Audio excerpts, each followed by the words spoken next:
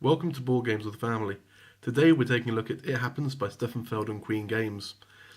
In It Happens, players are taking on the role of anteaters who are searching termite mounds looking for food. When they find food, they'll also be finding lost and found items, which, as in most Stefan Feld games, will all add together at the end of the game to give you points. So let's take a quick look at how it plays. So I've got the game here set up for 3 players. Each player, as you can see, will have 3 dice in their own colour. They also start the game with 2 worms each, which we'll come to in a minute. The main game focuses around these termite mound cards. Each mound is different, as you can see. I'll just show you 2 here for comparison. Looking at the first one, what we can see here are the different columns that you can play dice into. Here is the worm score, and here are the different points for being first player on the card and for being the second player on the card. If you're third, fourth, fifth, you get 0 points for that card. As you can see, the columns are very different, the scoring is very different, and even the worm score is very different for each card. So how does this work? Well, essentially what's going to happen is you're going to roll the dice. And that's not a bad roll, roll a 6. As a player, I can now choose to play on any termite mound card, and there'll be 3 laid out each round. There are a total of 12 cards here, so the game lasts for 4 rounds, so the whole game you will see all 12 cards. But in this case, as first player, I can now choose where to place my dice. Now, there are 2 important rules when it comes to placing dice. You can only place in 1 column per card. So for example, if this was later on in the round and I already had a dice there, I couldn't then roll another dice and place it here. Okay. The second rule is you always have to place on the leftmost column that's available. So again, I can't just roll the dice, I've just rolled 6, I can't decide to place it here. Okay, if I want to play on this top card, it has to be in the leftmost column. So what's the objective? The objective is, at the end of each round, and each round finishes when each player has placed all 5 dice, each card is then totaled up. The player with the highest dice score will get the larger value of points, and the player with the second highest gets the smaller value. These values, by the way, are over here. There's a whole stack of these chips with different point values on. Also, when the card is scored, we'll look at this value. If any player has got the exact value, they get a worm token from the supply. Whenever you place a dice, if you place a dice and it's got a picture on that space, you get whatever that picture is. So if I was to place here, I would come over to the lost and found pile, as it's called, and I would gain the spectacle token. If I was to place it on this one, I would do the same and I would look for a boot. And again, if I was to place it on the next one, there's a worm, so I go and grab another worm from the supply.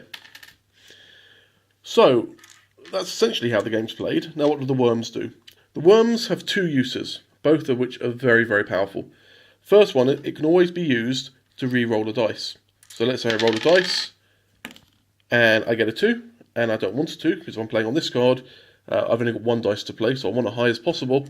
I could spend a worm token, return that to the supply, and I could re-roll it. This time I got a 5, which is a lot better. The other thing the worm token can do, it can be used to pass your turn. Now why would you want to pass your turn? Well, let's say I'm the red player and I really, really, really want to get this boot. I can't get the boot straight away because if I'm the first player I have to play on the leftmost column. So I could, if I wanted to, spend one of my worm tokens, which would let the next player go, and I would hope that yellow might place a dice there, and then hope that blue doesn't place a dice there. So, unlike a lot of games, there's actually an advantage to being first, because you get your choice of card and column. But equally, especially on this card, for example, if you're the first person to play on it, you have to play here. There's only 1 space. Obviously, if you manage to be the third person, you've got 3 dice that you can place there. The lost and found tokens. These come into play at the end of the game. These score points in 2 ways. For each object that you have at least 2 tiles, so in this case I've got 2 glasses, that scores me 5 points. Also, the player that's got the most unique tiles gets 10 points.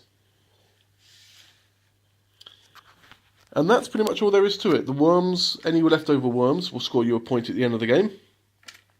And obviously, these tiles, which you get by completing the cards, are totaled up, put together with the bonus points from the tiles and the worms, and that's your final score.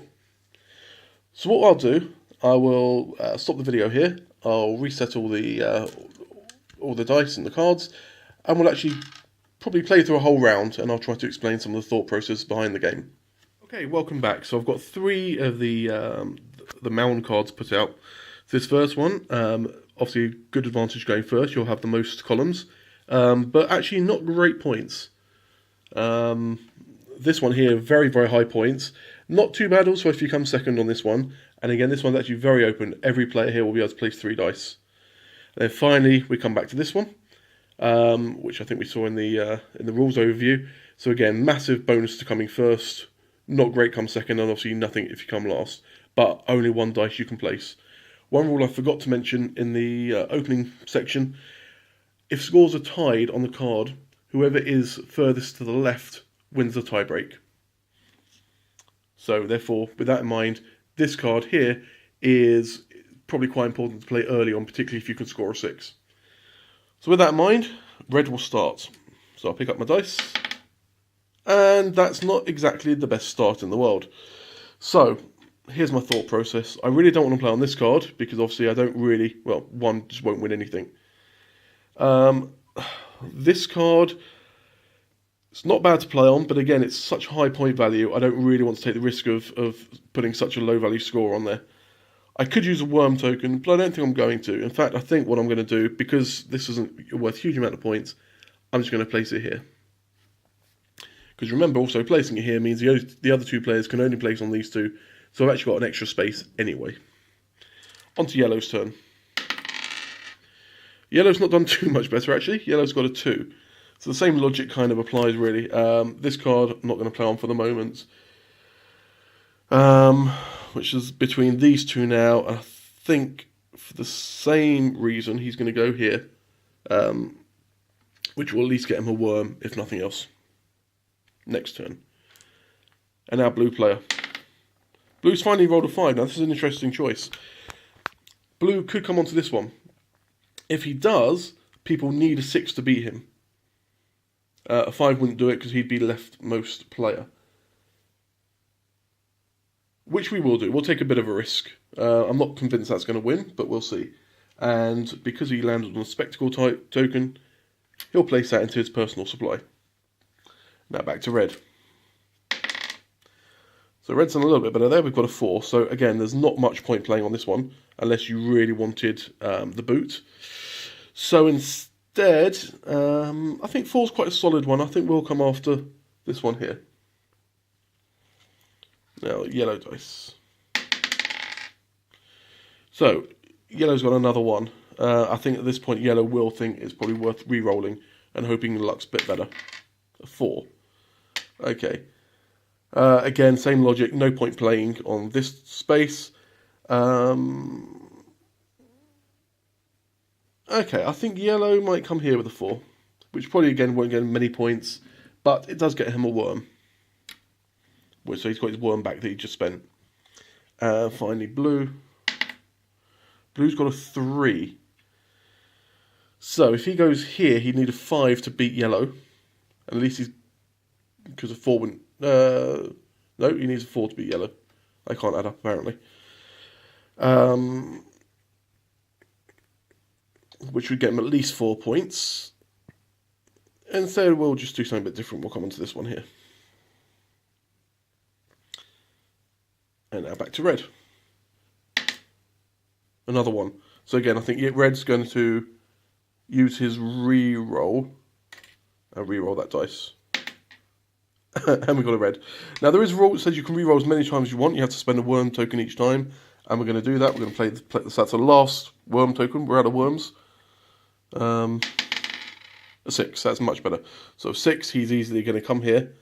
Which gets him the boot. And means he's going to win that tile. There is nothing yellow can do. All yellow can do is try and beat blue. because remember, even if yellow gets a 6, red's furthest to the left. So with that in mind, we'll roll, and now yellow knows what he needs to do. He needs a 6 to place on this tile, or it's not really worth placing anything. A 3. Yellow's rolled a 3. So yellow will come to this middle one, and he'll match that. So blue's got a nice 6 now, and obviously he can't place here. Even if he could, it wouldn't do any good anyway, because he wouldn't beat red. But remember the rule, you can only place on one column per card. So he could come here, but this one is such an important card to win. I think it's going to have to be there, and he gets a worm for his troubles. So everyone's got 2 dice left now. So red, remember red's got no rerolls left. But he's got a 5. So again, he's going to compete up here quite strongly. So far again, scores, both of these got 9 each. And also at this point again, we can actually look and think, well, yellow can't place anything here anymore. He can place 2 there and he can place 1 there, but he's only got 2 dice left. Blue actually has got 2 dice left as well. Blue can place 1 here and 2 there, so again he's going to be sort of 1 short. But red's only got 1 dice left. So if he wants to win this one, he can't get any more points on this. So again, that's some things to keep in mind as the round progresses. But we're back to yellow's turn. So there's a 3. Now the problem with the 3 is it's not really enough to challenge this one, because only put him 6, he'd still be way behind. And it's a bit pointless putting on this one. Ideally, I'd really like either like a 6 or a 1. A 1 would get me an extra worm at the end. So I'm actually going to take a risk, and we're going to re-roll that. 2. That's very annoying. Let's take a risk. Let's use the other re-roll. A 6. Now this is an interesting choice. I just rolled a 6, which would score me 2 points there. But I just think I think I'd rather try and challenge for this one, because it's such a big score. So we'll go for that. And actually, they're all tied at the moment. So again, red's in the lead, and then blue. So yellow needs a really good last dice, and no rerolls. No rerolls for red. Blue has got 3 rerolls sitting here. So blue's going to go. That's a 5. So now he's got a choice. He either comes here and is likely to beat red, or he comes here, which forces red to get at least a 5 on that last roll. Equally, he could save his last dice. He's got so many rerolls there. He could see what he needs to beat yellow and red on that card, which I think he'll do. So I think for now, he'll place that there. He's likely to have beaten red anyway, because red's probably not going to play any more dice here. So he's probably going to score at least 4 points. That was the last dice for red. And that is the worst possible roll he could have got. He's got a 1. So he's going to have to, there's no point putting it on this one. It won't change anything. He's going to put it here, which also does have the benefit of getting him the map. So he's now got 2 tiles.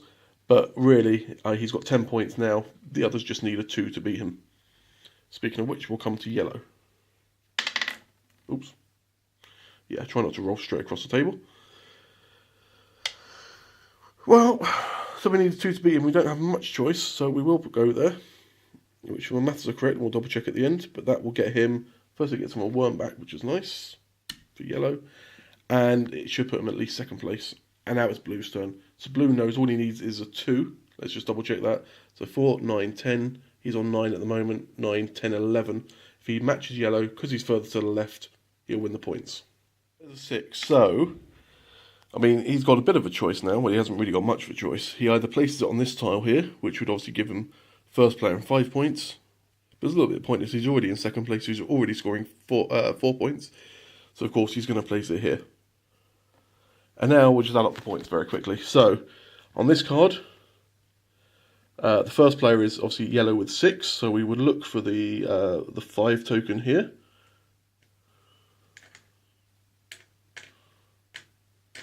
Which is here. So yellow would get the 5 token, and it gets flipped face down, so no one knows how many points yellow has. The blue, remember, will get the 4, which goes here, and again gets flipped over. And no one's got exactly 4. You only got a dice of 4, but it's a total. So that card, no one gets a worm bonus, and that card is finished. So the dice go back to their owners.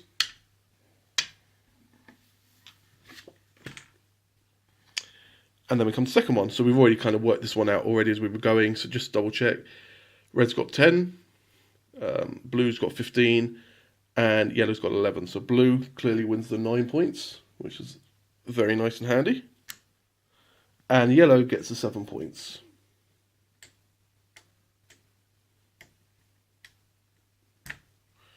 Which is there. And again, both of them get flipped over. And dice go back, because again, no one had exactly 6. So the worm bonus isn't used. That tile goes away. And then the last dice. Well, yellow didn't play on this one, so it's quite simple that red gets the 8 points, that goes face down, and blue gets the little 2. Okay, and that one gets face down. And again, no one got exactly 1, so that worm bonus isn't scored. And that goes away. So what would now happen is we would then go and draw another 4 cards, which we'll do now. So there's 1. So another 3 cards. There's 2. And there's 3. I'm not going to play another round because I think it's a simple enough game that you kind of get the idea. What I will do very quickly is just show you all the different types. This is my son's favourite card. Obvious reasons. It's Spider-Man, or Spider-Anteater, I suppose. And we should learn to do this one-handed.